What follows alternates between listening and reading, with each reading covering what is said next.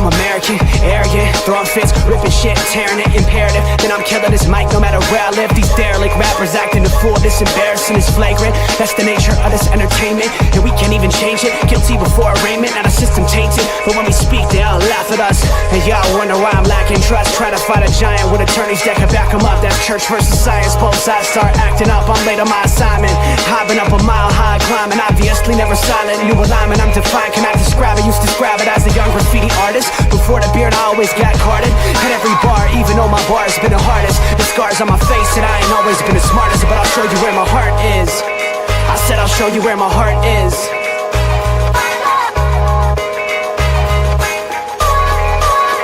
I can show you where my heart's at. See it on my sleeve, even if the beat stops my soul. Ladies and gentlemen, Tuesday has arrived. A little sports nonsense and whiskey with the fellas. Pinky, I like that pinky out there. Good sir, how we doing this evening? As you can see, we are one short. Not feeling so hot. Robert's going to take the evening off. We got you, buddy. Rest up, relax. You got a big week coming up next week anyways, so no need to come down with something and ruin that. Pinky, how we doing, my guy? Oh, buddy, I'm ready to rock and roll. We had the sports equinox last night. Crazy. God, they only get it once or twice a year, and it did not disappoint. Oh, no, it did not. No, it did not. For those that don't know, sports equinox, 4 majors, all same night. It's a beautiful thing. NBA was. We'll talk a little NBA later. There's some craziness going on already early in the season. NHL is the NHL, although this early season has some intensity that doesn't seem normal for regular season hockey, which is a little odd. Not just me, right? Like you're feeling that too. Kind of unique for some reason. So that's always nice.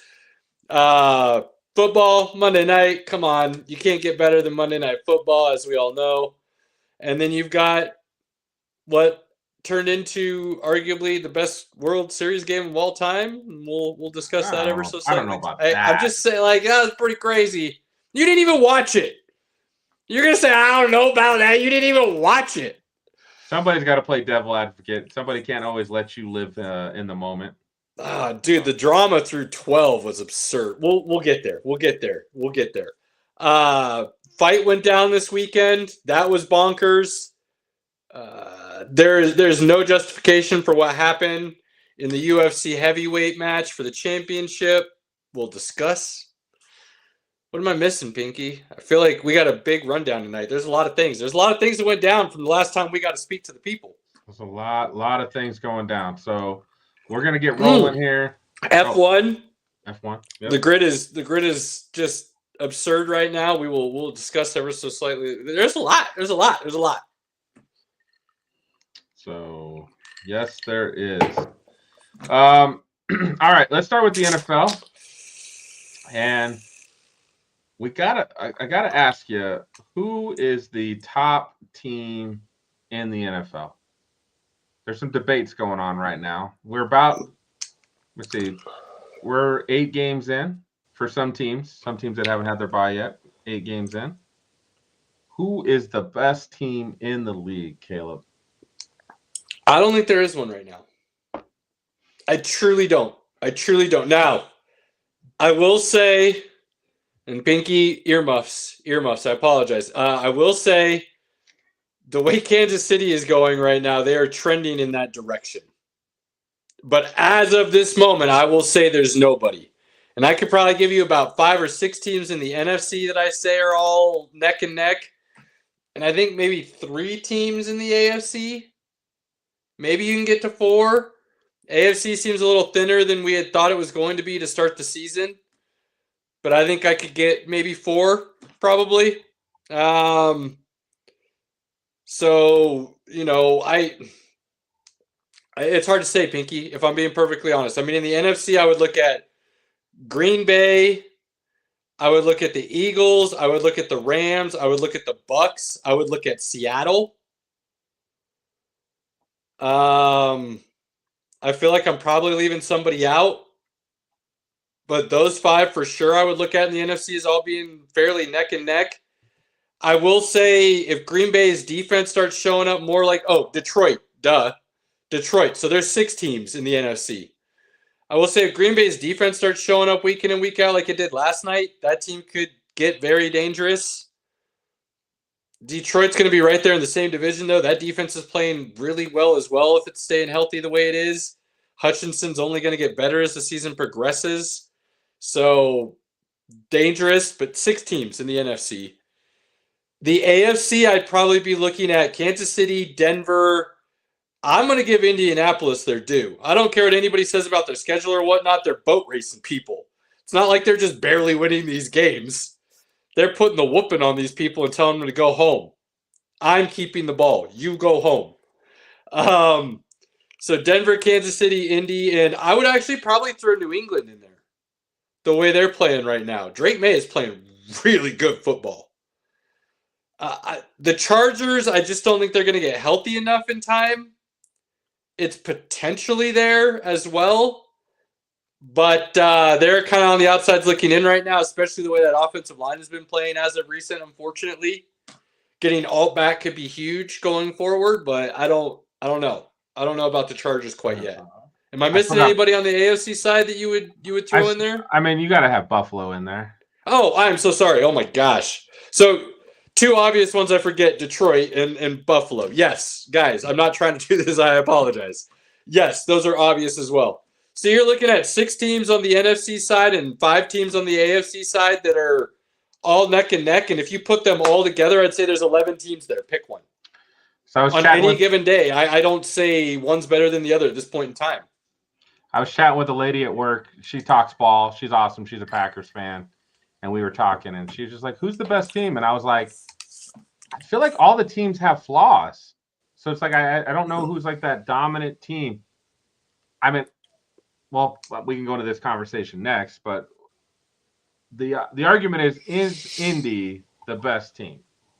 They've got the best record at the moment. They're 7-1. They have boat raced the teams they should boat race. They do play in the AFC South. So I know that opponents, their strength of schedule is a little weak. I think if I remember right, they beat the Titans twice, they beat the Dolphins, they beat the Raiders, and then they beat the Broncos and somebody else. And then you could look at it as, well, they shouldn't have won the Broncos game. Okay, fine. But then the game they lost to the Rams, you could argue that they shouldn't have lost that game. They shouldn't have lost that game. So they'd still have the same record, and that means they would have beat the Rams, who we think are one of the best 11 teams right there with them. So people saying that they're not there, like, if you play the Rams close, I would say you're right in position to do whatever you need to do throughout the season. I mean, there's just no way anybody in the South takes that division from them at this point. No, not at this point. No way. And as long as Jonathan Taylor is healthy, they're gonna roll through the AFC South. But yeah, we had them at a really bad record. 1-16. Yeah. Now again, I think we still had. I don't think. Was Danny Dimes named the starter at that point? I don't remember if he had been named the starter yet. Yeah, I believe he was, but we also didn't think – we thought it was like fool's gold, and they'd eventually bring back Anthony Richardson because of the pick and everything that went into it, and Danny Dimes wouldn't play out of his mind to an extent that it would – but, I mean, we had him losing to Miami and Denver weeks 1 and 2, and then beating Tennessee, losing to the Rams, losing to the Raiders, losing to the Cardinals, losing to the Chargers – losing to Tennessee. They did. Did they lose to the? No, they beat the Chargers. Did they lose to the Cardinals? The Rams. Oh, the Rams. The Rams. Okay. Rams. So they've got Pittsburgh next. That's going to be a nice little. Pittsburgh. They're going to roll Pittsburgh. Well, then, if they do that, while Pittsburgh is kind of on the downslide right now, people still consider them a good team. So if they roll Pittsburgh, people should be. Starting to wake up a little bit. You and I both think Indy's a really good team. Well, now you're coming around a little bit more than I've had to, because I talked about. I didn't think Danny Dimes was going to be able to figure it out at this point. I've had faith in him in the past. I kind of lost it. That's on me. My bad. But I did tell people they've got weapons.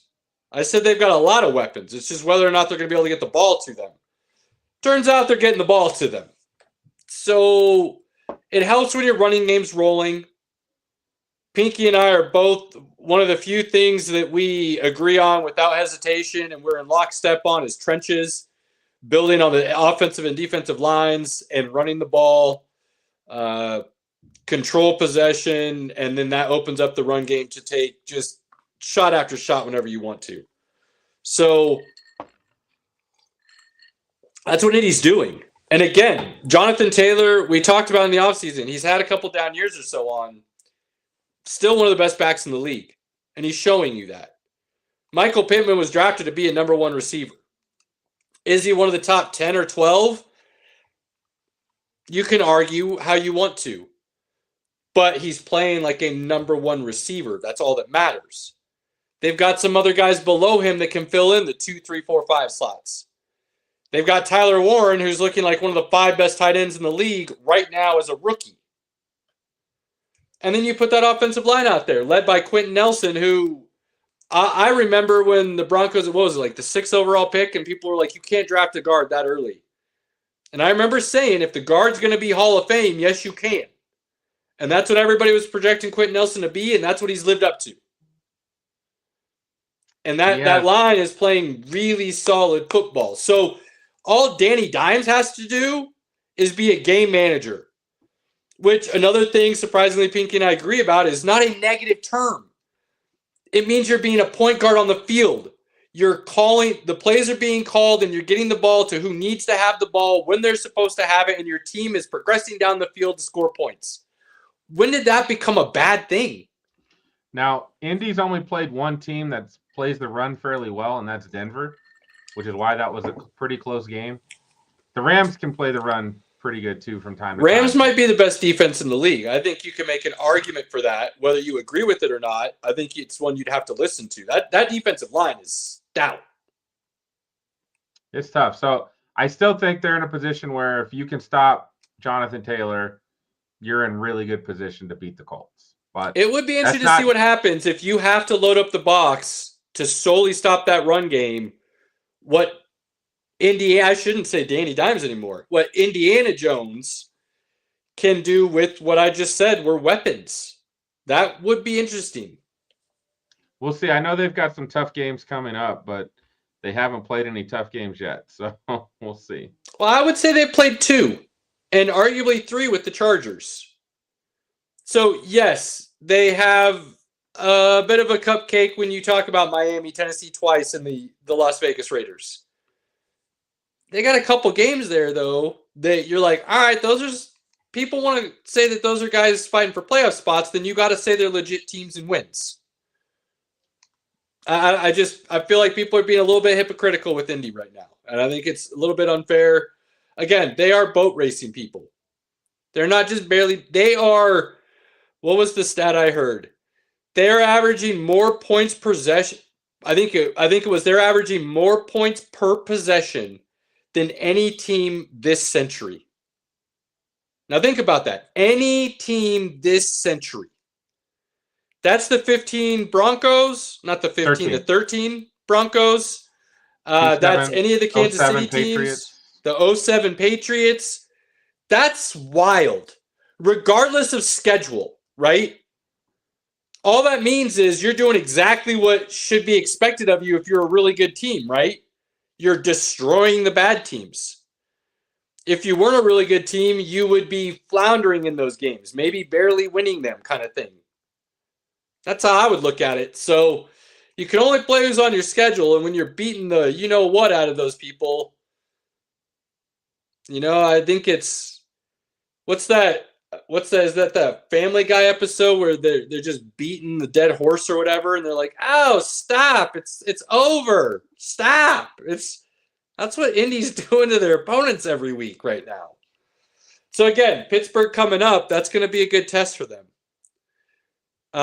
There's quite a few storylines around the league when we talk about these 11 teams, Pinky. I mean, does Philly need drama to survive?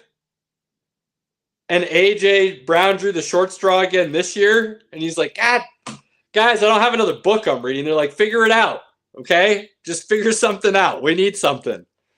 He's like, all right, I'll do poetry. I'll do deep meditation Twitter. I don't know. Like, but they're winning. And again, every time somebody's like, oh, they can't throw the ball, they're like, okay.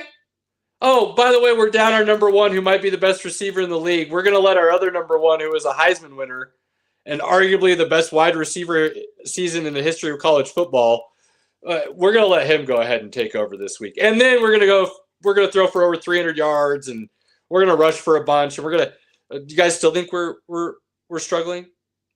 Like, so I don't know. I don't know what to think of Philly. Like, if they don't have drama, is that the problem? And then they could be vulnerable. So they've got to have the drama to move forward. AJ Brown's not getting traded. Let's be honest. There's no way. There's no way, unless somehow, our boy Howie got back like Amos St. Brown or Jay Jetta. Like, that's the only reason he would trade arguably the best receiver, is if he got back what he thought was even a better receiver, right? Right. That's the way he operates. Right. You look at the Rams. I just said, like, maybe the best defense in the league. That offense might be the best offense in the league, but boy, are they inconsistent for some reason. Like, they just don't seem to be like foot on the gas at all times. So I don't know what's truly making them week in and week out if they have to play the best competition. But talent's there. There's no doubt about it. And we talked about that. If Matthew Stafford's healthy, we had them as a Super Bowl contender. We didn't know if he'd stay healthy based on all that preseason back stuff. And backs we don't play with. We don't play with backs. We're old men. We understand what backs do. Seattle, same division. Sam Darnold, JSN. That defense only seems to be getting better. That running game's now a two-headed monster. They got two tight ends maybe that seem to be all of a sudden coming along in Barner and Arroyo. Cooper Kupp's still there. Solid vet that's going to get you possessions when you need it. They're dangerous, and they seem to only be getting better. Is that fool's gold? I don't know. We like them. But is that even more reason for people to jump ship now because we like them? I mean, I am worried. The thing for the Seahawks, and again, going to a Seahawks game next weekend, I'm worried about just like if someone can cover JSN, now what? So yeah, I agree. They don't. But is that when Cooper Kupp steps up and reminds everybody, like, yo, I can still play. Okay, like, we're good. He's had a pretty solid year actually under the radar as a number 2. JSN's just been balling out so much that you kind of forget they have any other receivers, which is wild. Side note, wide receiver Ohio State, LSU, serious debate, like crazy. The way those dudes are playing in the league right now. I don't know, Pinky. Again, like, this all goes back to your very original question: who's the best team in the league? I think I'm fair in saying all 11 teams throw a coin. If you're gonna force me to make a pick, I think I'd have to go with the team that I said would have arguably the MVP and win the North, which is the Packers. So, like, that would be, if I had to tip the scale, even if it's 50.1%, I think I'd have to lean towards Green Bay. But I really do like all 11 teams, and I think I can make a very legit argument for why each one of those 11 is the front runner right now. Right. Totally could do that. Everybody's got flaws. That's the thing. Everybody's got flaws. And that's why it's so tough to be like, Buffalo, they should be the top team, but their defense is ravaged. The Lions defense has some injuries as well that causes some issues when they play against certain teams. The Packers are inconsistent on offense, right? I think it still comes back to like not having that alpha at wide receiver, right? The Bucks, offensive injuries, man, like they are just ravaged on their everywhere. Evans is out at least 6 weeks now. I mean, probably maybe the season. Playoffs at best, I think. Collarbone. Yeah. Godwin's still not back. Bucky's not back. Like they're hurting. Then you got Seattle. Again, I feel like they just like JSN is like their guy. If you shut them down, they're a team that you can stop. You got the Broncos. Offensive play calling. They can score 30 in a quarter and then like score 13 against the Jets. Like, so like who are they? Right? Well, let's be honest, even that defense up until the last couple of weeks has looked very suspect at best. They've had moments. And then, they start playing up a little bit these last couple of weeks. Side note, fun stat I saw, I believe it's 50 plus right now. They've got 50 plus sacks, and they've allowed 8.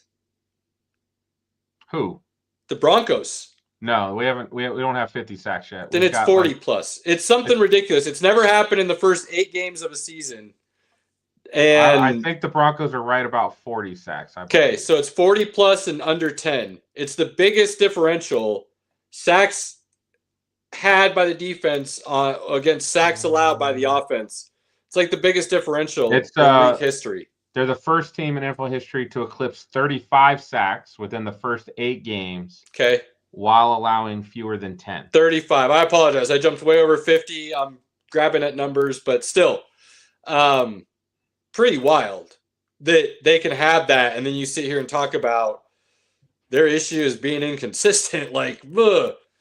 Well, they've got some numbers there that say if they figure it out, it could be dangerous, right? But again, absolutely, you're talking about flaws, and that's the thing. That's the thing. And sometimes those flaws don't get corrected during the course of a season. Let me ask you this, Pinky.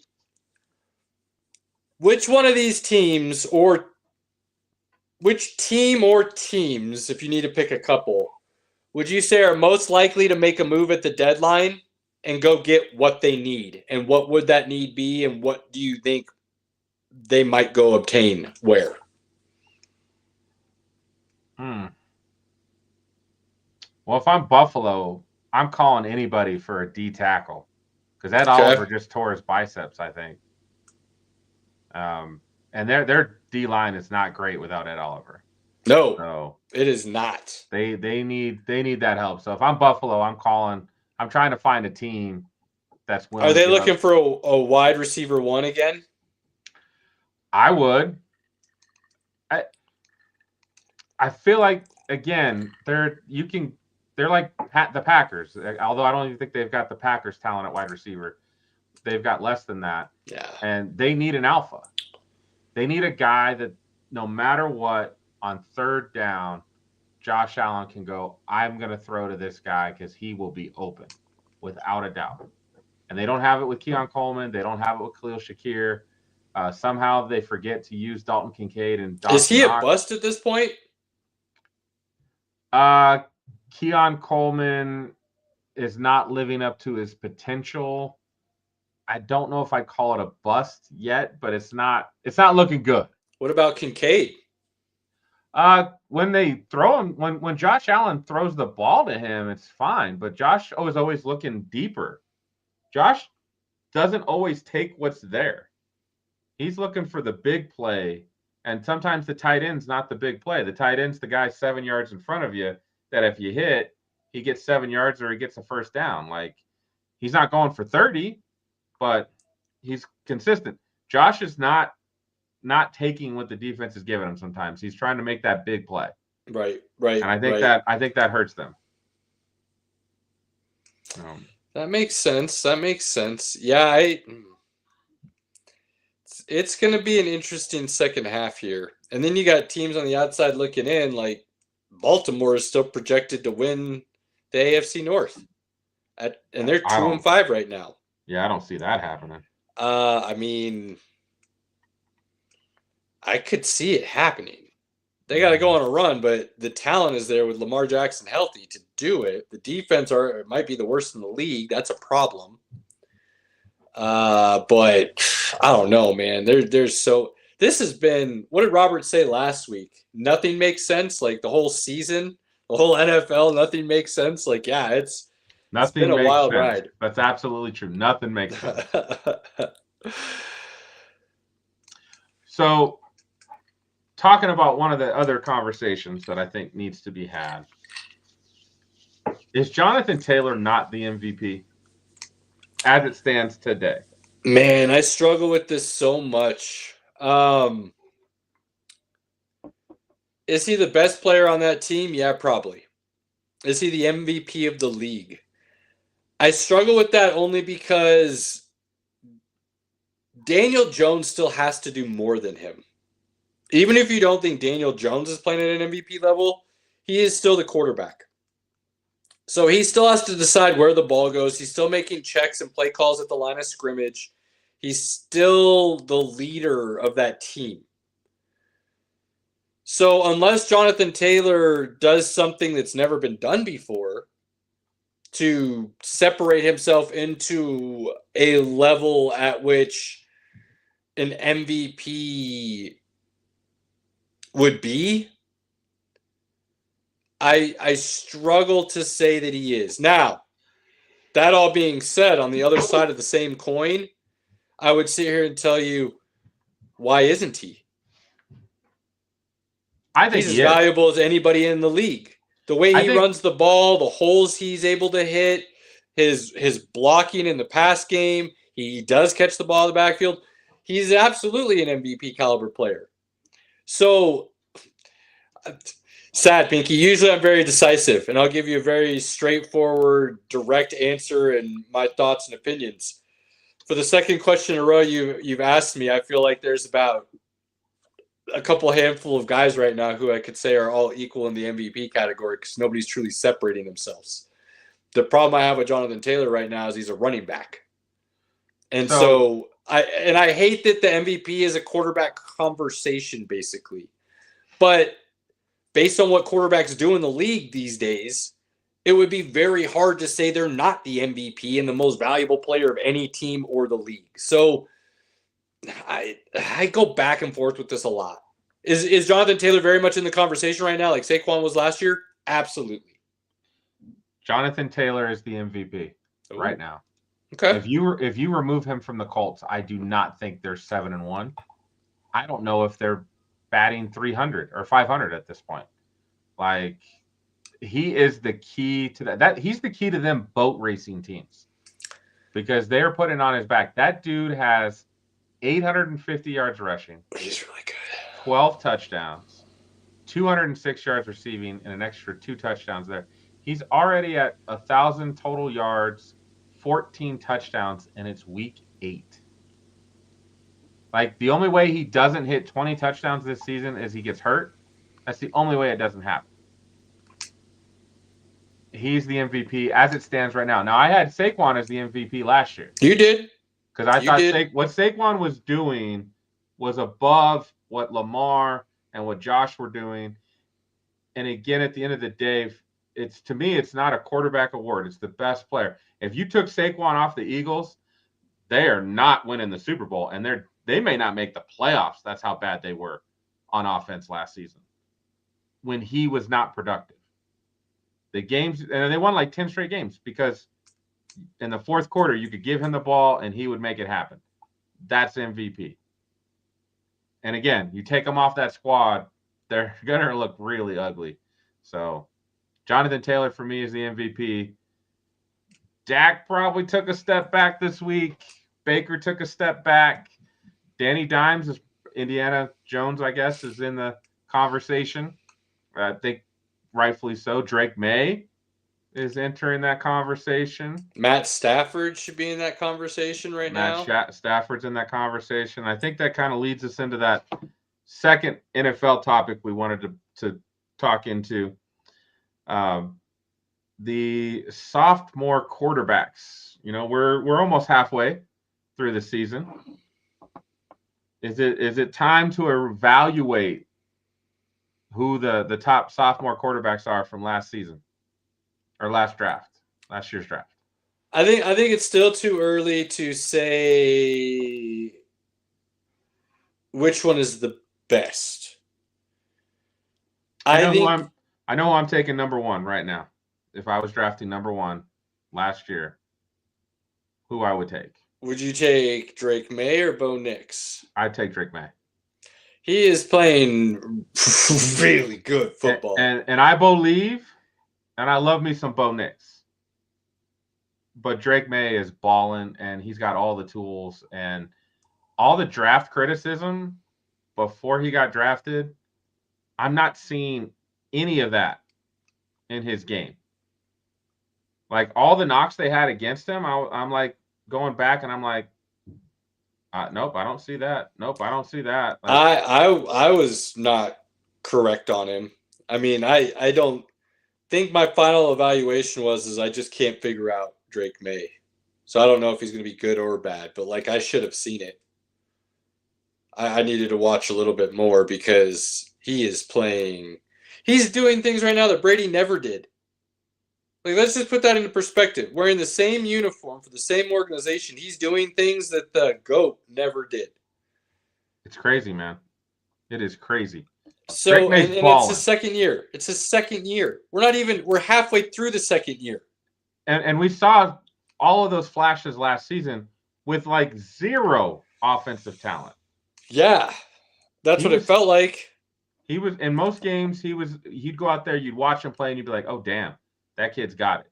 It's not showing up on the scoreboard, and it's not showing up in the win column, but it was evident to see from the eye. The eye I test would love says to that know what's kid can going on ball. with that run game. If they could get that run game figured out, like why Henderson doesn't get like any touches and Stevenson continues to get the bulk of the carries is surprising to me. Stevenson obviously hasn't cured his fumble woes. Still a big issue with him holding onto the ball. Henderson fumbled for the first time since he was like a junior in high school or something stupid like that this last weekend. They need to get just one dude. If it's gonna be Stevenson, then just let him be the guy.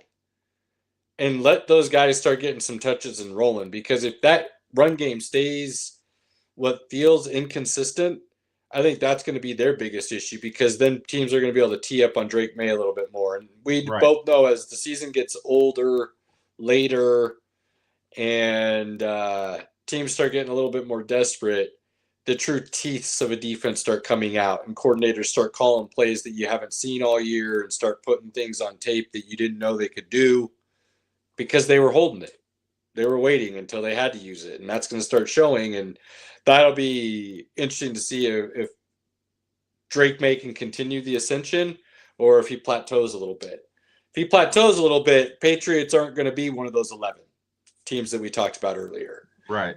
They're going to be on the outside looking in. It'll be 10 teams kind of thing. So, yeah, I mean, it would be hard-pressed to not say he's the best in that draft class. The thing is, Jaden Daniels is still in that class. And if we're being honest, Bo Nix is leading all of them in just about every major category. So while Drake Maye looks good, I think you could very easily argue what both of those guys have outside of Terry McLaurin, their weapons are all pretty equal. So the fact that all three of them are doing basically what they're doing, and you've got Caleb Williams on the outside obviously looking in, still trying to figure some things out. Now, that's through no fault of his own. What he went through last year is a whole lot more than what anybody else went through last year. You did expect to see a little bit more growth than what you've seen, though, especially with Ben Johnson as the head coach and some of the things that you were hoping would come with that. Chicago still looks very dysfunctional on offense. And they could do one drive where you're like, oh, my God, that's going to be a 5,000-yard passer, and there's 2,000-yard receivers, and here's a 1,000-yard running back at tight end. Oh, my God. And then the next four drives, you would be like, what? These guys were drafted? You're like, yeah, actually pretty highly. They're pretty good players, actually. So I don't know. I don't know what's going on with Caleb Williams just yet. I think it's way too early to even come close to calling him a bust. I think he still shows a lot of really good potential and a lot of really good things. But compared to those other three right now, I mean, I don't think you could even argue that he's not on that same level. Right. I just think he's in a bad situation. I don't know if he fits what Ben Johnson likes to do. I don't know if he can get rid of that hero ball mentality, just take what the defense is giving you. He's just not that guy. I still think he's going to be a good quarterback. I just don't know if he's going to reach the level of the hype that he was at coming into the league. So we'll see. Who else? Penix, to be determined. I got a little side note take on that. Is there a more disappointing situation in the league right now than the Atlanta offense? Oh, no. I don't think so. Like, there's no reason why they're not scoring 24 a game at least. Minimum, right? I heard it's Skorenik. Is that the offensive coordinator? No. I think it's Zach Robinson. Zach Robinson. He at some point, and this is a direct quote from him, so feel free to go find it yourselves. But he apparently at one point started talking to defensive coordinators and heard a bunch of them basically all say the same thing, that the pistol was like the hardest thing for them to figure out and defend. He built his entire offense around the pistol formation. And that is what they run 70% of the time. Right. I think defenses have figured it out. To the point where Kurt Warner has said the hardest film he has to watch right now is the Atlanta offense because it is so boring and predictable. Dude, there is no way all those supposed weapons are busts. There's no way. There's no way. So then you have to say the play calling is trash. You have to. That's the only other explanation for it. Bro, they got beat. They got shut out against the Panthers defense. And they got just whooped by the Dolphins defense, who gives up running yards all day. Makes no I sense. can't believe with those running backs, with that tight end, with the wide receivers they have, that Michael Penix can't throw some balls to people and move the football down the field. We watched him do it at Washington. I don't see why he couldn't do it in the NFL unless the play calling is so bad it doesn't give the offense to be productive. So when it comes to Michael Penix, I would have him on a different level and category altogether than Caleb Williams. Because while he's had the consistency and he's had the opportunity, he's got some weapons, if your coach is terrible, you're never going to overcome that. We watched that with Caleb Williams. But we believe Caleb Williams is in a situation now where he should be growing and learning. Penix is still in a situation where you're like, dude, we're still running pistol. And the defensive coordinators keep telling my offensive coordinator it's the hardest offense to defend, and he believes them. And so we keep running it, and it's not working. So I don't know what to make of that situation. Kirk Cousins got brought into play. It feels like coaches are trying to do things to keep their job right now instead of long-term future success. I think the OC needs to go. That needs to be the first move, and then we can go from there. Yeah, I don't think he's going to have too much longer because they're just bad on offense, and they shouldn't be. Bad. Greg London, Bijan. I know Penix was hurt, so they had to play Kirk Cousins, and Kirk Cousins is kind of a statue, but you telling me that Bijan couldn't get more than like 20 yards rushing against the Dolphins? That makes zero sense. No sense. So, yeah. And then the sixth guy, J.J. McCarthy, looks like he's coming back this week. We should start to see some good sample size from him. See what he can do. If he has to play well for them. I mean, Carson Wentz is done now. He's done. He's got to play well. He's got to stay on the field to finish out the second half of the season, and he's got to show more consistent flashes. Absolutely. Otherwise, I mean, think about the epic mistake they made With the way Sam Darnold's playing right now, with the way Indiana Jones is playing right now, you had both of those guys in the building last year.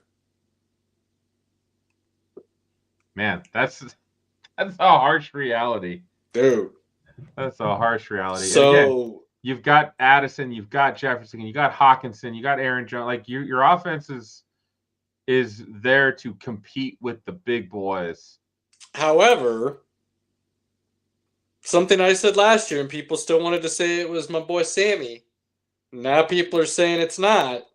Although they don't want to say it wasn't Sammy's fault. They still want to blame Sammy. But I've been hearing some rumblings of Minnesota arguably having one of the, if not the worst offensive line in the league at this point in time. It's not great. It's not great, and Bob. It's the same thing they had last year, and they didn't do a whole lot to address it or fix it, basically. Well, their O-line is almost all dependent on their left tackle, Darashaw. When Darashaw's healthy and in there, they do okay. When he's not in there, it's rough. So, you think back to that, and then you're like, damn, Darnold was able to do what he did with this offensive line, so he made him look better. But now you're going to bring, lack of a better way, a rookie, second year, but first year starting back with McCarthy, off an injury, trying to make a playoff run. Right now, even with all that talent and that defense and Flores running that unit, it looks like this is going to be one of those teams that does the flip-flop and was in last year and is out next year. So, I'm very interested to see what J.J. McCarthy does because I've said it a bunch of times. I can't imagine Kevin O'Connell and that front office moving on from Darnold if they didn't truly 100% believe J.J. McCarthy could do the same thing. Now, does that mean this year? Maybe not. We would have liked to have think so, right? But you got to believe that that's the only reason they let Darnold walk. It's not because they drafted him early. It's not because it's saving him money. It's not because – no, because I think true organizations in the NFL have proven they're more than willing to prove on from somebody if it is about winning. If it's truly about winning, you will move on, and you'll do it in a hurry. There's a reason the Cardinals moved on and the ownership was willing to allow the new coaching to dump the first-round quarterback they had the year before and draft a new one with the first overall pick. There is a reason Cleveland's owner said, go get Deshaun Watson. I don't care what it costs. There is a reason Sean Payton convinced the new ownership to pay a bunch of money and dump Russell Wilson. Okay? That position matters. And so when people make decisions, and it's people that I believe are truly good at what they're doing, which I've made very clear I don't think is as high a percentage in the NFL as people want to believe, then I do believe that player is going to be a good player. So I still am very interested to see what J.J. McCarthy does. He did show some flashes in that fourth quarter. Notice how I said that fourth quarter. But even that, he did show some flashes. So he's played like 8 quarters of football, and only one of them was good. Yeah. But can they build on that? Can he learn? Can he start seeing the field? Can the game start slowing down a little bit? Can Kevin O'Connell start drawing up some plays that put him in good? I don't know. I think that's the biggest question mark out of all of them right now is McCarthy in Minnesota. Last thing to mention on the sophomore quarterbacks, we just got to throw it out. Bo Nix is leading the overall touchdowns by a wide margin right now. Like I said, he's leading in almost every major statistical category, if I remember correctly. He is. And in fact, I think he's top 3 quarterback touchdowns, overall touchdowns this season of everyone. So we're getting some good football from Bo Nix. Fun to watch. These young quarterbacks, when they get rolling, Drake May's rolling, Bo Nix is rolling. Caleb's got the Bears competitive. Jaden can, although we talked about Washington having a little bit of a down season this year just because they just don't have a lot around him. They overperformed last season. Mm-hmm. They raised those expectations last season. So let's move on to baseball real quick. You talked about one of the greatest games there's been. Now, I got an issue with like a great game is when it's kind of back and forth. Like they didn't like it was 5-5 and then they didn't score again for like 10 innings. So Which, like, the intensity and the drama, there was bases loaded multiple times. There were balls hit to the track where you're like, yeah. Dude, it was epic. Epic. Ohtani went 4 for 4 from the plate and reached base 9 times, Pinky. 2 home runs, 2 doubles, and they walked him 5 consecutive times in extra innings. which that was Because smart. they're like, never mind, we're not doing anything. Just go stand on first base. Take your base. And he's pitching tonight. Now, he didn't pitch great, but he also didn't pitch terribly. He only allowed 2 runs in 6 and 2/3. I know it's 4-1 Blue Jays right now, and I'm digging it. So Ohtani might be credited with some more runs since I last was paying attention. Looks like the Jays could tie this up. That would make it very interesting, 2-2. That's what we want, man. We want Game 7. We want Game 7. I love Game 7. Especially We love 2 best words in sports. Game 7. When you don't have a dog in the race, we're not Dodgers fans, we're not Blue Jays fans. At the end of the day, you just want to see good baseball. A good. I am an Ohtani fan, though. I mean, we're all Ohtani fans. If you're not an Ohtani fan, are you a Nazi? Like what's going on? Yeah, that's a good Ohtani's point. awesome. Well, wouldn't Nazis like the They would. Japanese, though, historically speaking? They thought the Japanese were less than. They just wanted to make sure that they could get them to do what they wanted to do. We shouldn't be joking to such things. I didn't say it was true. That's how the Nazis feel about everybody. Yeah.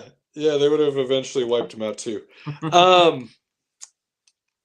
I just like he's so good, and I enjoy watching him so much that the more he wins, the more the claim to greatest player ever just continues to grow, and that aura and that mystique and that legacy, and I like that kind of thing, especially when it's happening in our lifetime, and I get to see that. You know how we feel about greatness. We talk about greatness all the time. Love it or hate it, respect it when it's here and enjoy it, because things like this do not come around all that often. They're called generational talents for a reason, right? Right. So I am rooting for the Dodgers. I do have a dog in the fight, but I'm good with 7 and the Dodgers winning. But that means they have to do it in Toronto. We'll see. They're getting raced right now. It's 5-1. If they don't win tonight, 6-1. They don't have a chance to close out at home. So they would have to win in Toronto. 7 games looks kind of likely right now. But 18 innings last night, Pinky. 18 innings. I think it was something like 7.5 hours. They played 2 full games. That's way too effing long. 2 full games. And they weren't quick games. There was a lot of hits. There was a lot of base running. I told you what Ohtani did. The fact that they're able to walk him because Mookie Betts isn't hitting well is absurd. You're talking about an MVP and a Hall of Famer. But look, there's Mr. October, Reggie Jackson. There's Mr. Ohtani. November, Derek Jeter. I heard somebody say it. I will piggyback it, and I will try to champion this with them. Mr. World Series is Freddie Freeman. That man's got a grand slam walk-off home run and another walk-off home run. What is tied for the longest game in World Series history. And what I believe is hard to argue that it's not the greatest game in World Series history right now. He ends that. So, are you kidding me? That's crazy. And the Braves let him walk when he wanted to stay in Atlanta. Mistakes were made. Dude, decisions by franchises sometimes are wild. Let's see. We wanted to touch on UFC. So there was a big fight this weekend. try and reestablish the heavyweight division. Why? I'm sorry to anybody out there that feels the need to say anything negative about Tom Aspinall in this situation. I don't understand it. Did somebody do something illegal to him that impaired his vision? Was it obvious to everyone that what that person did that was illegal was very intentional? And then we're going to rule it a no contest? What? Why? According to Aspinall's dad, he still can't see. If you watch, dude, anybody that watches the slow motion, I don't know how you can sit there and go, yeah, Aspinall should have started fighting again. Gagne dug his fingers into his eyes, knuckles deep, and then clawed. Knuckle deep, straight claw, swipe. I'm not going to fight after that. They were not glancing blows by any means. He's trying to get you with the Aqib Talib. Dude. The Three Stooges performed it kinder than what Gagne did to Aspinall. And then you got people like, oh, this is the dude that you said was going to beat Jones, and this is the guy Jones is ducking. And was he getting lit up a little bit before those eye pokes? Yeah. I'm not going to deny that. Would have that round ended and I would have given the first round to Gagne? Yeah, absolutely. Do I think that means Cirio was going to win that fight? No. Not even close. How many times do we see a fight where it comes out lopsided one round, not the way you expected it, and then the next 2 or 3 or whatever many rounds go the exact way you expected it, and the fight ends the way you expected it in a dominant fashion? Right. All the time in the UFC. That happens all the time. And people are acting like because Gagne might have won the first round, this was some kind of shocker. What am I missing, Pinky? So, yeah, it's crazy. Dana White says he wants to run it back as soon as possible. So we'll have that rematch soon. If I'm Aspinall, I'd have in the contract, eye poke is millions to me. Every eye poke. Not playing. I would have it in my contract. Every time you eye poke me, we're going to count it. It's going to be on video. That's millions out of your purse. So keep your fist closed or lose all your money that you win. That is, what else can you do? The UFC is not going to, deduct points and stop the fight and call you the loser because of it. What other sport do you know that somebody's going to do something like that to that extent? That's not a little illegal thing. It's not like a minor penalty in hockey for hitting somebody's stick or hooking them. Right? That's like a major, double major where you get kicked out of the game kind of thing for slamming somebody into the boards, into their back and stuff. It's a big deal. And then you're talking about not just playing a sport, but you're talking about a combat sport and you wanted him to keep fighting? Oh, man. I didn't realize this was the Kumite.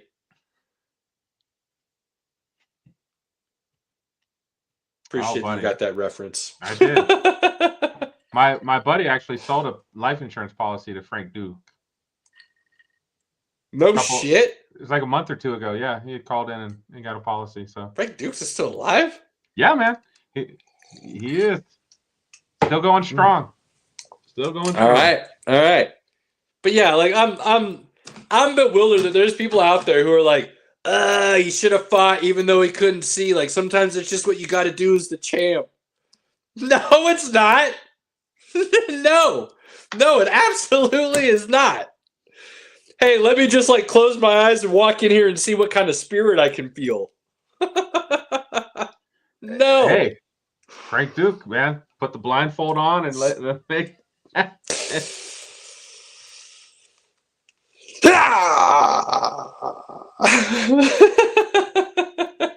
Make it happen. Oh my goodness. All right. Another quick one. Let's talk some F1. Yo. Max Verstappen. Okay.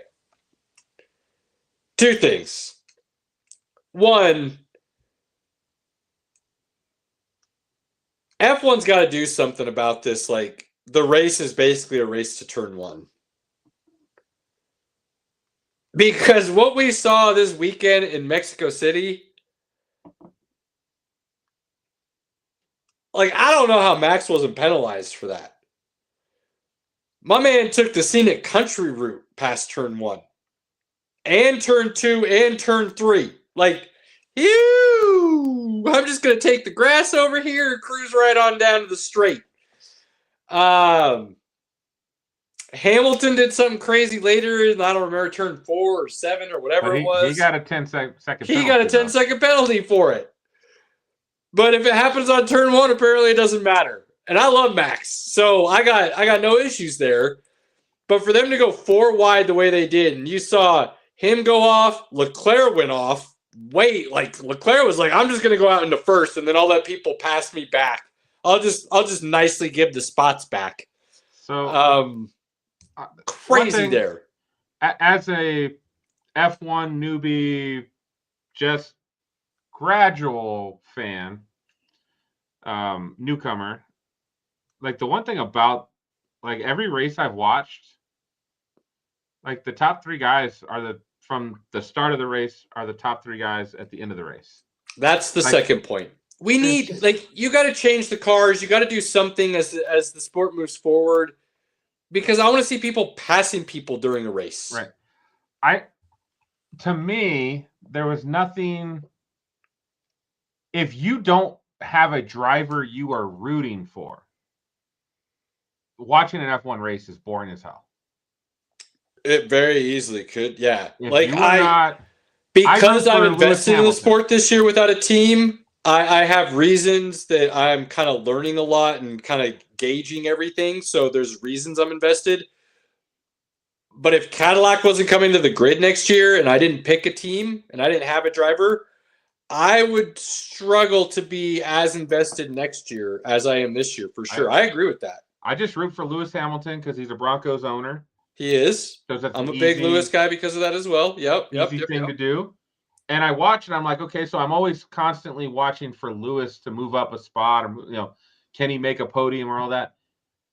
And every time I watch, he's moving up or down based on what's happening. But the top 3 to 4 guys are the top 3 to 4 guys at the end of the race. That is horribly boring. Yeah, I agree. I fully agree with you, Pinky. Let's be honest, to the point where, and I don't even know how it happens. I truly don't.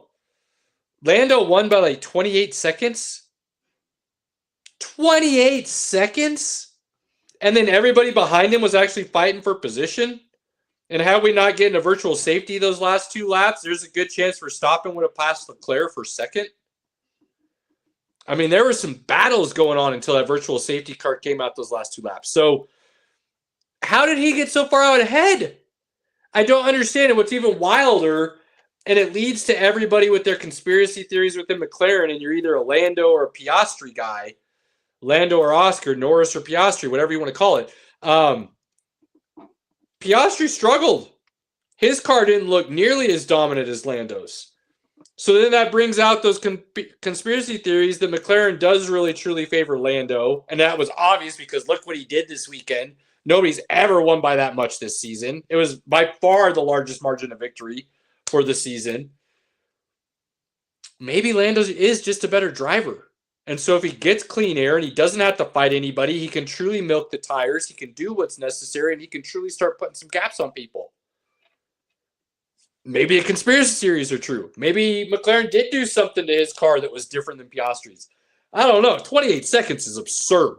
That's absurd. It's crazy. He was a full pit stop plus ahead of the field. My man could have gone into the pits, changed all 4 tires, even though he didn't have to, and he was still 8+ seconds ahead of the next closest driver. And 8 seconds is an absurd amount of time to be leading. So I don't know. You're right. I don't know what to think there, Pinky. But something needs to be done. And hopefully the changes coming next year, along with future potential changes, will help with that.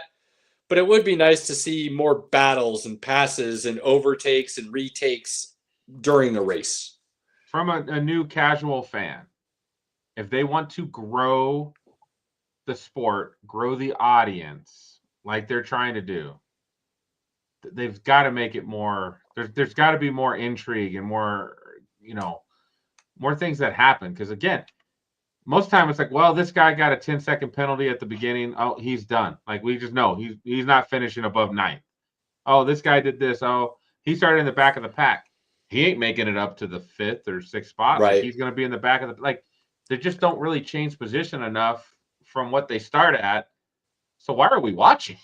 It's true. You're basically just watching another qualifying or a practice or whatever you want to call it. And that is still one of the reasons I love watching NASCAR. And I'm not going to say one's better than the other. I see the beauty to both sports as I learn about them more, and I truly do enjoy both. But they are very different. Very different. Mm-hmm. NASCAR rubbing is racing. And there is expectations that you're going to get past a bunch. And then you're going to pass a bunch of people a bunch. And you're going to switch spots. And you're going to have people drafting with you and working with you that aren't even your teammates just to try to get through the field. And you don't see anything close to that in F1.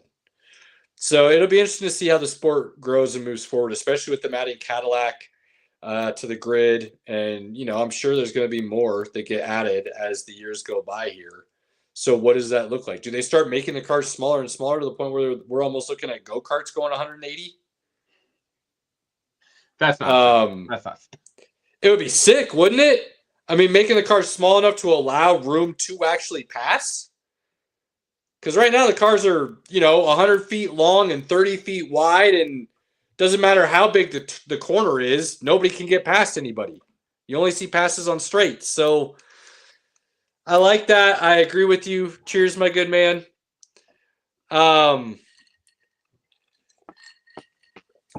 Again, a lot of wild things going on, but Norris wins, takes a 1-point lead over Piastri for the Drivers' Championship. And I still don't see a clear winner between him, Piastri, and Verstappen. Max was about to finish second, it looked like, in a situation where he looked like he was still trying to get his car to do things he didn't want to do. And he still finished third. If Piastri can qualify that low and then finish the race 5th, I believe he was. I believe he finished in 5th. That, to me, says the same thing could happen to Lando. And then, to me, again, it says, well, why couldn't that happen to both of them on the same weekend? Which then opens the door for Max to jump right in there and be right back in everything. So, wide open between the three again. I think it's a very interesting situation. But as far as I'm concerned, I don't see any favoritism within McLaren. The papaya rules or whatever people want to call it. They're racing. And one of them had a really good weekend and one of them didn't. And that's all it is. And let's see what happens the next, 5 races left? 4 races left? 4. 4 races. So they got Brazil, Vegas, Qatar, and Abu Dhabi. Okay. So it's going to be fun. It's going to be fun to see how the season ends. I think strategy is going to be a huge thing, a very huge thing. You saw a lot of interesting things this week with the soft tires and the medium tires to start the race and how that affected people. The number of pit stops, when you're pitting. You look at Mercedes possibly making a huge mistake in waiting too long to allow Russell to switch spots with Kimi, which may have cost them an opportunity to take over Bierman and get some points there. So, chaos, man. chaos is reigning supreme right now, and it seems like there's a lot of it going on with people very unsure of how they want to move forward into the new season, which, I mean, kind of makes sense considering there's a lot of changes coming next year. All right. Let's chop a little bit of NBA and then maybe some nonsense. Okay. So before I jump into what I'm kind of thinking already with the NBA, very early in the season, we're 4 games in, like stupid to even think there's anything that we can pick from this as projecting out into the season, but I'm going to, because this is what my mind does this no matter what. After one game, Pinky knows he's had to listen to these group chats. Ask him what happened in Nathaniel Hackett's first game with the Broncos. He was donezo. I was done on drive 1, okay? And I told him exactly why, and I projected this bitch out. I tell you, it's just what I do. I can't help it even if I don't want to do it. But before I give you things I've been kind of seeing, and I've kind of already told you, I'd like to get your thoughts. Just this early in the season, you being, I don't want to say a new NBA fan, but you're new-ish to truly starting to understand the game better to the point where you can kind of see things that a basketball player could talk about. I think you're finally kind of in those conversations now when we talk. What are you kind of picking up on in this very early season? Well, I mean, first of all, Wemby's a freaking monster. Yeah. Like that time off must have been good because he is crushing it right now.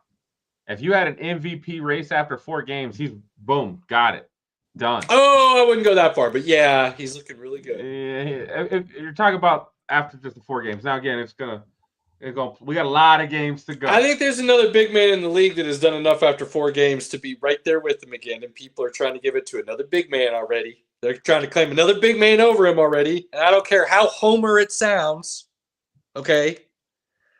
But when you're averaging a triple-double to start the season, I think there's a conversation that still needs to be had. Okay? And even Giannis is still and Giannis. Yeah, and Giannis. yes. Giannis is still Giannis. What I can say, at least from the early going, the stars are still the stars. Everybody is Steph Curry. Why does he hate the Nuggets? Actually, that one game. Most of the time,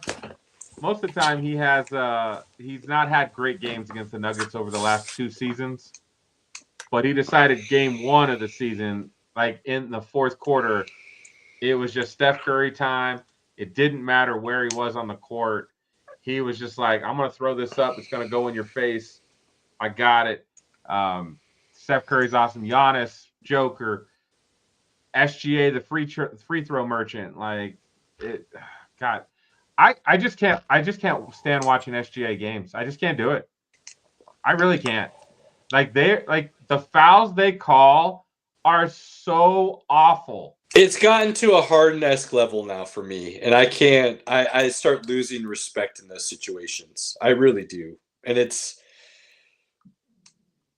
those are the kind of guys I hated playing with growing up, whether it was, real games in competitive leagues or if it was just pickup ball. Like, those are the kind of guys that they don't make the game fun. And I'm sorry, the more I watch SGA and you look at the numbers, the dude outside of 20 feet is not a good shooter on a consistent basis. And defensively, I don't know if he's trying to save his game for offense now, but he's not playing 2 ways the way he has in the past. But the free throw things are just, the way he's drawing fouls are not part of the game. They're not within the flow. They're not basketball moves, and then the refs are giving it to him, and that's a problem. I don't. The NBA changed the rules because of Harden, because they realized how wrong they were about the way they were letting him get away with things, and the refs were calling it. So they changed the rules. he's doing almost the exact same things that Harden was doing that they changed the rules for. And I don't like it. Because you're not really getting fouled.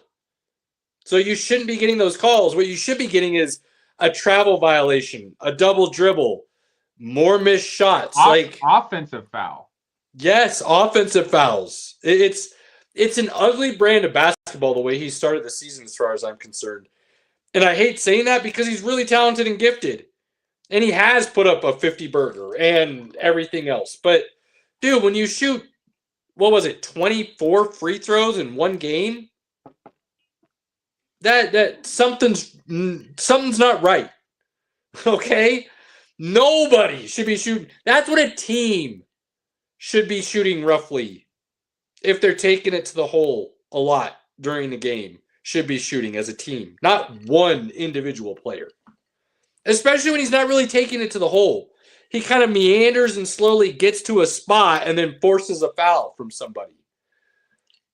Now, to his credit, there's a lot of bad defense being played. And so there is a lot of fouls. I just don't think it's as many as he's been gifted, and I don't like the way he's going about it as a whole. And I don't like saying that because I do think SGA is really talented, and I do think he's a good player. It's hard to watch. I agree with that completely. And the Thunder, they're a good team. Yeah. They're a good team that I'm like, hey, it's a good team. I want to pay attention. I want to watch. But every time I'm watching SGA go to the hole and he like runs into the defender and then they call a foul. And I'm like, no, the defender's set. He's right there. They're in good position. Yep. And SGA just kind of comes in and gets a hold and throws it up. And it's like, that's not a foul. That's an offensive foul. But it is what it is. It's just it's kind of like watching LeBron. Like once LeBron gets anywhere near the hole, it's like you sniff LeBron, they call a foul on you. Like that's how frustrating it is to watch. There's a little bit of a feel of that going on, unfortunately. But, the stars are out in the first week of the NBA season. Luka, Giannis, Wemby. Wemby's just crazy. Joker, Jamal's playing good. Like Aaron Gordon had one of the most efficient 50 burgers of all time. Like, and they lost. They did. Because Steph Curry was like, okay, Aaron, I got you. I got you.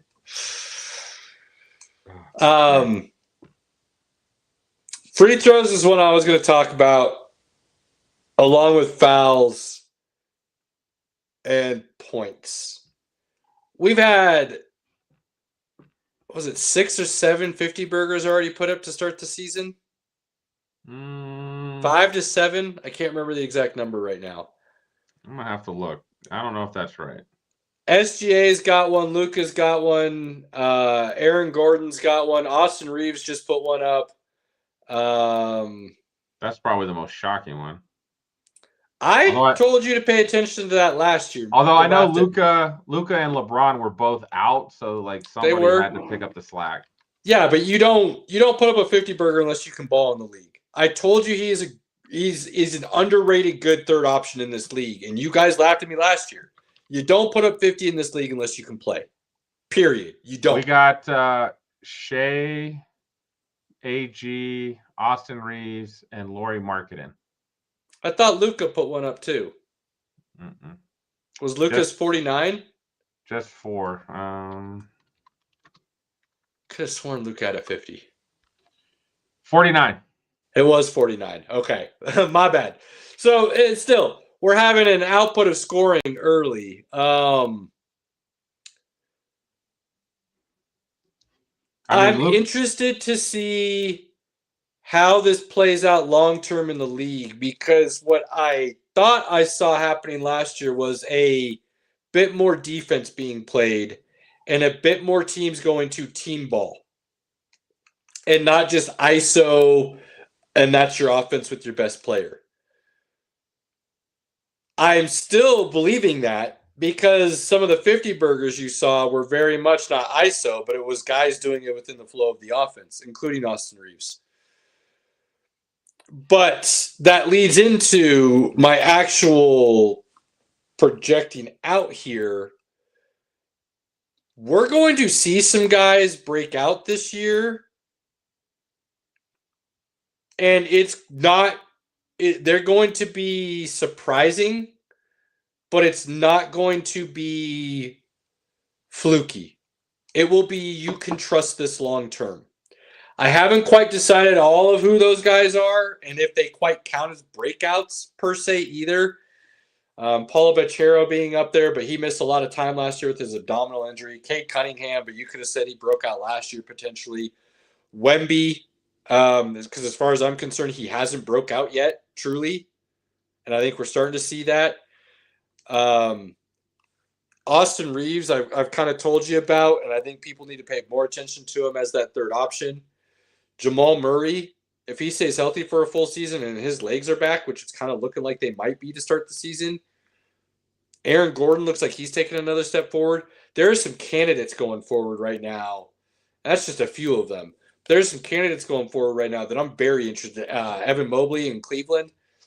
Are they going to take that next step? What do they look like? Are they the one that breaks out? Is that who we're talking about as the most improved? Or somebody jumping in the MVP conversation that we didn't quite expect? When we were talking to Greg, I mentioned Wemby in the MVP, and he scoffed at that. Still unsure why. But probably youth. You know how there's the old heads, and like he might have the stats to put him in that conversation. But start listening to me. Greg scoffs at me a lot, but my track record speaks for itself. Look, I said Jason Tatum was the most inconsistent superstar in the league. I think that's kind of proven out true. I said pay attention to Cade Cunningham. Wemby, I like being able to dissect and pick out some talent. In basketball, I feel like I'm better at that than any other league. Wild, huge miss on Scoot Henderson, so don't listen to me all the time, maybe. Because I said I'd probably take him over Wemby in the draft, but that's because I'm a big point guard guy, and Scoot showed me some things I thought were going to be transitioning well into the league right away. And he's, as far as that conversation is gone, he's been a giant bust. I also said Wemby would probably still be a generational talent, so it wasn't like I said Wemby was going to be a bust by any means. I just made a 1983 draft level error in not choosing Michael Jordan. So apologies. But yeah, what you're seeing from Wemby right now is exactly what I expected to see as far as the next jump. But then you look at the talent around him, and they finally have some guys around him that can play. Castle and Harper and some of those other key slots that they put in there with Fox, I was going to say last, because I think he could be the biggest key to Wemby's success this year. De'Aaron Fox is an underrated point guard in this league. He can score, he can assist, he can run the break, and he can get microwave hot at times. He's lanky, and he can disrupt on defense. He's like the perfect co-star next to what Wemby can do, because he's willing to play all over the floor at a high, fast pace. And that's really what Wemby likes to do. Because when Wemby gets in the half court right now, he still gets a little stagnant. And that kind of becomes his Achilles heel right now. And it'll be interesting to see what happens as you get, deeper into the season, even the playoffs, if they make it there, when teams can really start focusing in on those things and they can start zoning in on shutting one guy down. The ability to have a De'Aaron Fox next to Wemby is what's going to be so key to whether or not he can stay in, 6 seed long-term for the season aspect. Yeah, I mean, the Spurs look good. I think they could be, 4, 5, 6 seed right in there so far. It's early, though. They're 4-0 right now, right? So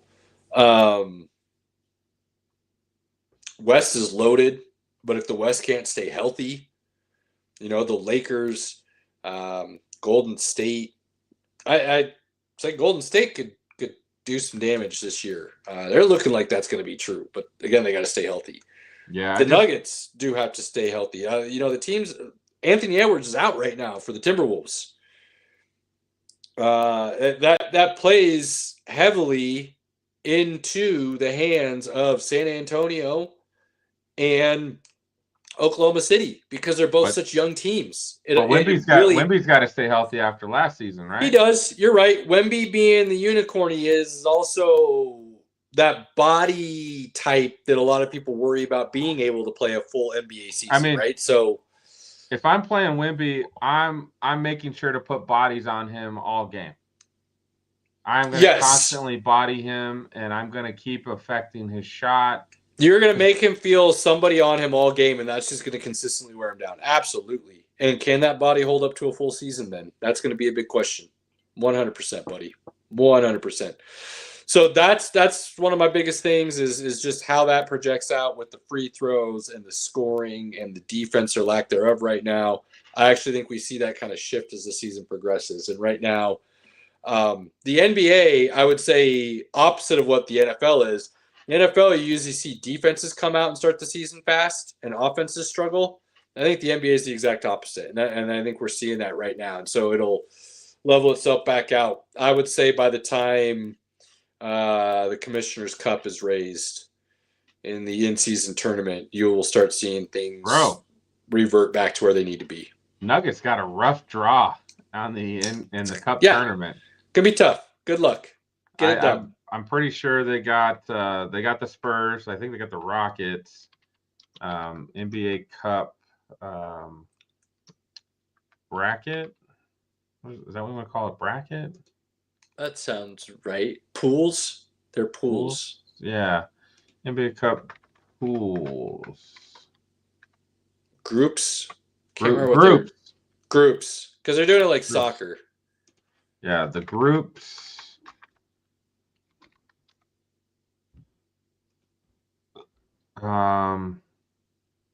Yeah, here we are. Nuggets have the Warriors, the Rockets, the Trailblazers, and the Spurs. That's a group of death group, dude. Legit. That's like OKC has the Suns, the Jazz, the Kings, and the Timberwolves. The fuck? The other one, the West B, is the Mavericks, the Clippers, the Lakers, the Pelicans, the Grizzlies. That's Lakers, Dallas. If Dallas is healthy, Dallas is another team that if they can get healthy, they can be really dangerous. But boy, they're struggling. Like the East is pretty distributed fairly well. The West C, man, that's a group of death. That's a group of death. That's screwed.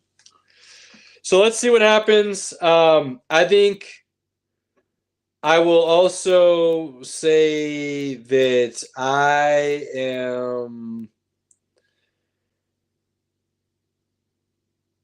I'm interested to see who the next breakout is going to be. And I've got some names. I don't want to say anything yet because I don't want to. I just feel like my curse is too strong and it's too early. Your curse is real strong. I'm not a superstitious guy, but there's been enough people tell me that I need to respect this, and so I'm going to try to a little bit more often. There is proven history and stats to back up these people's fears, and so I will try to respect that as of right now. But I'm very interested. There's a couple names out there that I am very key on to see how they play out the first half of the season. And then Cooper Flag struggling a little bit to start the year. And I've heard some people say, oh, look at this. And I'm like, I don't care because you know why? This is exactly what happened last year with Duke starting the season. And he struggled to start the year. I mean, and by the end of the year, everybody's like, oh, my God, this kid can ball. This is just kind of how he does. Like, he's that guy that goes to a new gym because he knows he's not the best at this gym, and he was the best at his old gym, and he wants competition. So he moved on to the new gym, and he kind of feels the game out. The first couple runs, the first couple days. And then all of a sudden this new guy shows up and starts playing at a different level, and you're like, wait a second, he could do that? Okay, we got to start paying attention. I truly believe that's what you're seeing from Cooper Flag right now. He's just kind of getting all that information. And no, he's not playing great, and I'm not going to try to sugarcoat like he is. But I think that's because he's the type of player who's so confident in himself that he's willing to go out there and do all the things that he knows either he can't do or that he can do at the level he believes he should be doing, and he's not scared to make a mistake doing it because he knows that mistake comes with growth. And once those things all click, you see something very special. And I think that's what you're seeing right now to start the season with him. Not to mention they're trying to play him at point guard, and he's not a point guard. But that's a different story. So, not worried. Long term, Cooper Flagg is going to be just fine. Still believe he could easily be the Rookie of the Year. I mean, yeah. It's a long season. It's very, very early. Yeah. It's very early. So, all right. A little bit of nonsense. What do we got anything? We got 5 minutes. I'm excited. I believe I saw next week Fantastic Four comes out. Okay. I know Robert's got it, but, I don't have time, to watch anything anyways. And so, no offense, Robert, but trying to go through the steps I have to pull your stuff up to watch, the wife looks at that as a mark in the negative column for why we should do something. It's like our time is so precious that it's so easy to throw a negative mark against something and put it aside and go on to the next thing. Like that's what happens. So as soon as it goes on Disney Plus, I feel like I can get her to finally sit down and watch that. It's terrible. With basketball, hockey, football, wrestling, I haven't even gotten a chance. Like if I don't go out to the movies, I haven't had time to watch a movie. Dude, I haven't. I feel so bad because the wife originally said she wanted to watch Andor, then didn't, and then I should have just watched it originally with Robert so we could have talked about it. Now we're a year late. I still haven't seen it. Like I haven't found time to do that. I don't really know a lot of nonsense going on right now. I try to keep up with pop culture and stuff like that. I feel like I'm so far out. I don't know nothing. I know the Predator movie's out next weekend. Okay. Which Robert and I will probably try to make a appointment to go see it when we get back from Seattle. Okay. The following weekend is The Running Man. That's what I'm excited to see. The Running Man. The Running Man. It's the remake of the. No, that's already coming out. November 14th. Yeah. Oh snap! Okay. I like Glenn Powell. He's fun. He's a cool actor. I like the idea. It's a little bit different than the original. Okay. With Arnold. The original I still like the original. It's fun. But none of those 80s movies that we love hold up. But the nostalgia factor and the story behind it is so good that you can overlook terrible acting and awful CGI. There's a couple that hold up. Back to the Future holds up. Like there's certain 80s movies that still hold up, but I'll give you Back to the Future. I'll give you that one.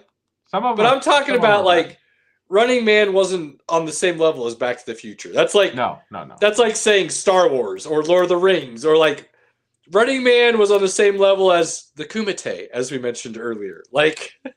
It's that BC roles that we absolutely loved and Hollywood used to be known for, and people liked them. You knew the acting wasn't always going to be great, but you may like the actor. The story wasn't always going to be great, but it was going to be entertaining. Or maybe the story's really good and the special effects were awful, like Tron. Tron does not hold up at all, the original. But the concept and story is cool. Acting and CGI is terrible. It's that idea.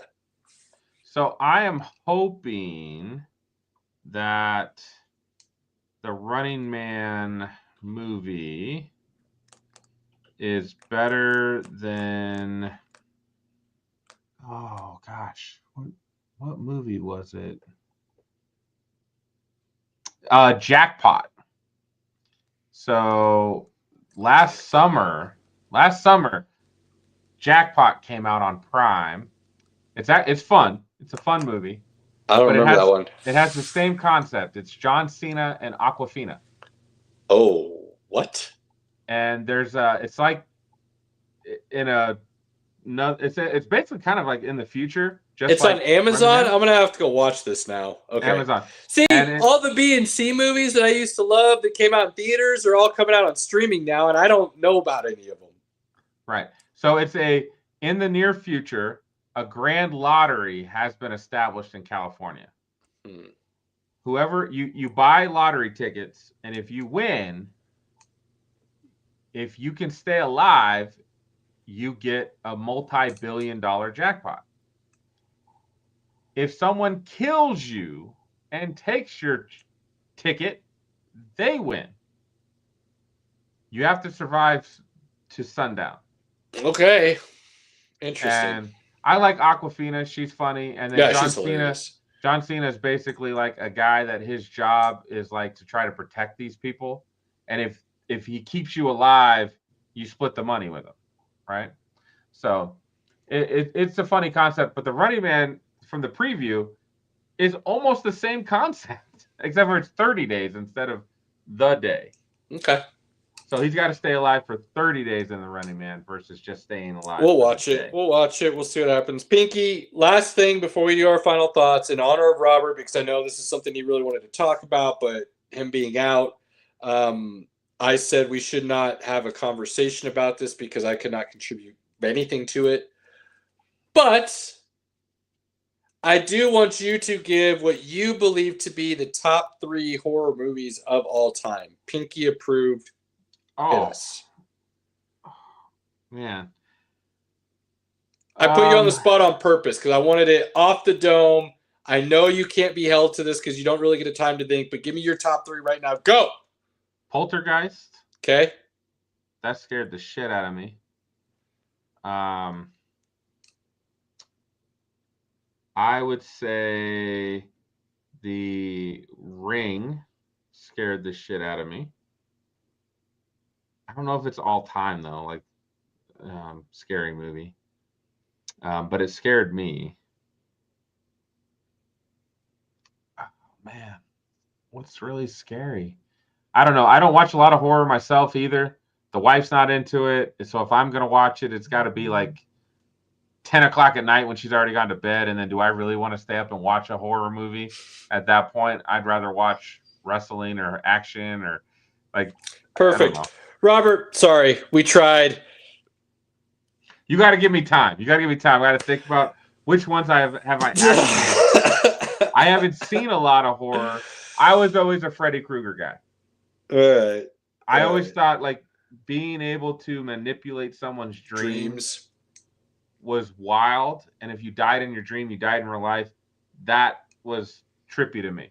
So Nightmare on Elm Street, any of them, was pretty crazy for me. I could see that. Final thoughts, good sir, please. I mean, I don't think we have a sports equinox going on in the next couple of days, but sports are fantastic. They're a great escape. Basketball's in full season. Hockey's in full season. And we've got the NFL. We got college football. We got wrestling. Anything you need, there is something going on. This is a great time of year. I hope this gets clipped for us, Pinky. I hope Opus grabs this for us. I got 2 quick college things. The first one we'll talk about more, but there's not going to be a coaching carousel in college. There's going to be a coaching demolition derby. Backwoods, hardcore, good luck finding your guy. And I will say at the top of everybody's list that nobody seems to be talking about should be an assistant out of Ohio State, and his name is Brian Hartline. If you don't know, go figure it out, and figure it out very quickly because that dude's going to make somebody very happy, I think. Here are, in no particular order, in my opinion, the Heisman leaders right now. And all of these guys, if I had a vote, would say should be in New York and are all on equal playing fields right now. 2 of them are freshmen. Bachmeier out of BYU. Mestamaker out of Texas State or University of Texas. I think it's Texas State. I'm so sorry. I'm drawing a blank on that. I'm pretty sure it's Texas State. Freshman. He didn't even play a game, start a game, I should say. What's his name? Mestamaker. Mestemaker. Freshman. Texas State, I believe. Didn't even start a game his senior year in high school and is now second in the nation in passing. Then you got the usual names, Sayon, Simpson. Hold on. That dude threw for 608 yards. Yeah. Is it Texas State? Am I right? No, it's North Texas. North Texas. I knew it was Texas something. Yeah, dude, he's balling. As a freshman and didn't even start a game last year in his senior year of high school football. He's going to be making somebody very happy at a big program next year, I think. Show me the money. Incoming Indiana. So him, freshman. Bachmeyer, freshman out of BYU. I like both of them, and they're both balling. Both their teams are playing well. North Texas, I don't think, is ranked currently, but they only have one loss. And BYU is number 9 in the nation with one loss. So their numbers and their team's records back it up. I don't care what anybody says. Sayon out of Ohio State, Simpson out of Alabama, Mendoza out of Indiana, and Pavia out of Vanderbilt. I think all deserve, based on what they're doing for the season, their numbers could be included in the conversation. Another name that I think a lot of people are saying is Haynes King from Georgia Tech. I think he very well deserves to be in the conversation. And my last name that nobody's talking about for whatever reason, but should be, is the quarterback from Ole Miss that I mentioned before, Chambliss. Should definitely be at that as well. That is 1, 2, 3, 4, 5, 6, 7. That's 8 names I have that all have very deserving and equal footings to be the Heisman winner this year as far as I'm concerned. On that note, Pinky, until next week, we cannot thank everybody enough for their likes, follows, shares, support in any way or kind. Please share us. Let us go viral. Come along for the ride. We're trying to change the way things are done a little bit. The way people converse and talk about and discuss and, do things. Do not take those moments with your inner circle, family, loved ones, friends for granted. Cherish those moments as much as you possibly can. Please do. We do. Robert, you're our boy. Love you, Blue. Next week, everybody. Peace.